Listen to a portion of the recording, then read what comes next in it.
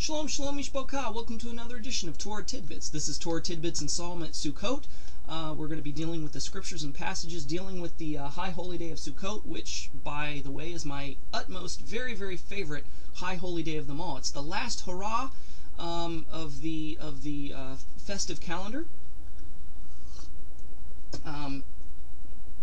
It's an 8-day celebration according to Leviticus 23. It's an 8-day celebration. The first day and the last day are as Sabbaths, where we have that day off from all of our work and all of our labor. We meet together as a congregation to worship Yahweh, and the rest of the days, we could work in between. But the command, and now the 8th day on the Jewish calendar has been kind of like a double holiday. It's the last day of Sukkot, but it is also called Shemini Eretz, the 8th day of Sukkot, and it kind of bleeds into another holiday called Simchat Torah, rejoicing in the Torah, because that is the time when we start the reading of the Torah cycle all over again for the new year, because we've just entered a new Hebraic year. Sukkot, basically what we do on Sukkot, according to Leviticus 23, is we build a temporary shelter called a sukkah. In the other translations, it's called Feast of Tabernacles, Feast of Booths. So we build like little shanties, little shacks, basically. And it's to commemorate the 40-year wandering of the children of Israel in the wilderness. To remind us that no matter what circumstance or situation we find ourselves in here in this world, that it's temporal, that this too shall pass. 40 years seemed like a long time, but you know what? It's over with. It's past. They were able to enter into the promised land. So, it's to remind us that our life here on earth, on this side of heaven, is temporal, that this too shall pass, and that there's a promised land beyond, a new world, a new heaven, and a new earth that Revelation talk about, that we're going to dwell in and live forever. That's going to be our promised land, basically. The sukkahs are made up of whatever materials you have at hand.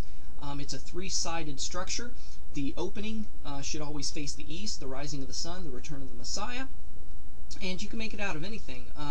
With the financial difficulties that we find ourselves in, it's hard sometimes to scrounge up materials or get materials.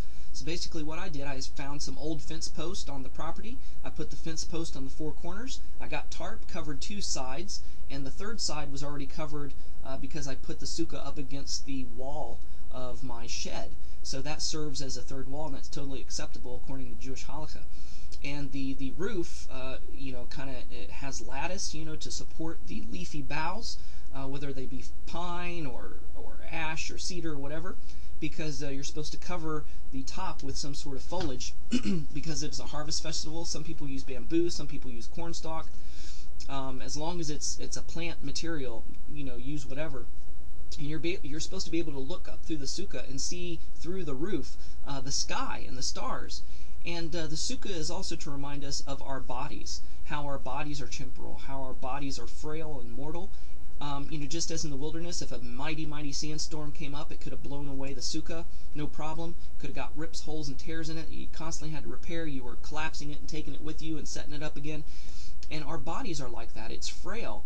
We can easily be sickened. We can easily be maimed or crippled or broken, or even be blown away. We can die. And it's to remind us that it's all temporal. When we look up to the skies towards the east, it reminds us that Messiah is coming again, that we're going to receive a new body, just as Yeshua resurrected with a new body. We're going to receive a new body. Not only that, it reminds us of our future home. It reminds us of our promised land. And just as it reminds us of the second coming, it reminds us of the first coming, because if you look at most of the nativity scenes, 9 times out of 10, it looks like a sukkah. It's a 3-sided stable structure, and it usually has hay or some kind of thatch on the top for the roof, and consequently the animals were there. Yeshua was born in a sukkah, not a cave, not a barn. Yes, he was laid in a feeding trough, but the time when Joseph and Mary went to take part in the census back to Joseph's hometown, it was during the Feast of Tabernacles, and the ruler at that time said, you know what, I'm going to census Israel. I'm going to hit 2 birds with 1 stone. This is a pilgrimage festival. Everybody's going to be in the same place, so they can celebrate the feast, and I'll count them and do a census at the same time. So that's kind of what happened. And so Yeshua was born during that time. He was not born on December 25th. December 25th is the birth of the pagan gods Tammuz, Mithra, and Saturnalia. It's on a Gregorian secular calendar. It's not on a Hebraic calendar, so it has nothing to do with Yeshua. It's just been decorated and dressed up to make everybody believe that it was dealing with Yeshua and his birth. It has nothing to do with it. Sukkot is the day, is the festival when he was born. Not only that, it's speculated through Scripture that this is possibly going to be the time when Yeshua returns again to receive us into himself. In John it says, the Word, Yeshua, became flesh and dwelt among us. That word dwelt in the Hebrew is the root word for sukkah or sukkot, tabernacle, dwelt, he tabernacled, he sukkahd among us, basically. The Word became flesh. So, this is one of my most favorite high holy days because of that. Not only that, but it's a holiday that the Gentiles will be celebrating with us in the future, in the world to come, in the millennium, because in Zechariah 14 it talks about, kind of like the Battle of Armageddon and the last hurrah, and all the enemies are destroyed, and that even the Gentiles will bring their sacrifices to Jerusalem. The temple's going to be rebuilt, the sacrifices are going to resume, and people are going to be dwelling in sukkahs and booths, and they're going to be celebrating the Feast of Tabernacles. The Feast of Tabernacles has always been for the Gentiles, because the sacrifices on Sukkot were the 70 bulls, one for each nation.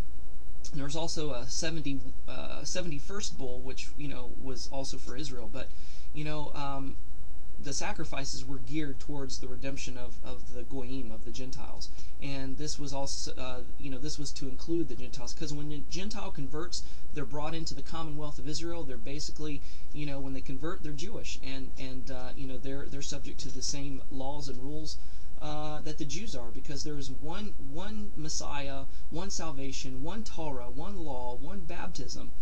There's not a double standard, laws for the Gentiles and laws for the Jews. They're all one and the same. If you're a believer in Messiah, you're going to walk in the footsteps of Yeshua Messiah by walking and following the Torah. Messiah said in Matthew 5, I have not come to destroy the Torah or do away with it.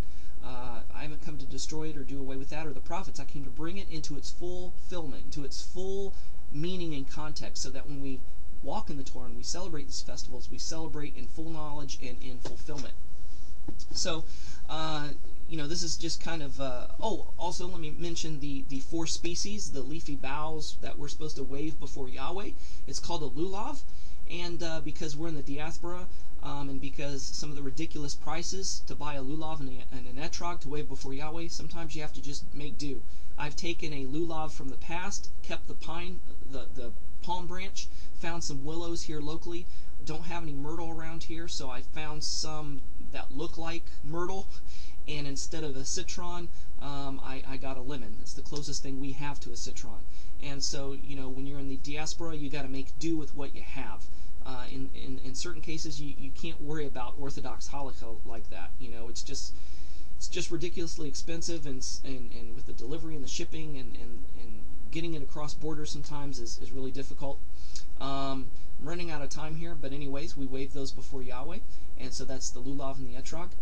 And anyway, you're supposed to live in your sukkah for 7 days, but there's a principle of life over law. When the weather is inclement, I sleep and stay in here, but if there's no frost and it's a nice night, I'll sleep out in the sukkah. At the very least, when it's not raining, I'll go out and eat in my sukkah, I'll study, I'll pray, I'll worship out in my sukkah, and spend as much time in the sukkah as possible, which is kind of the gist of the commandment.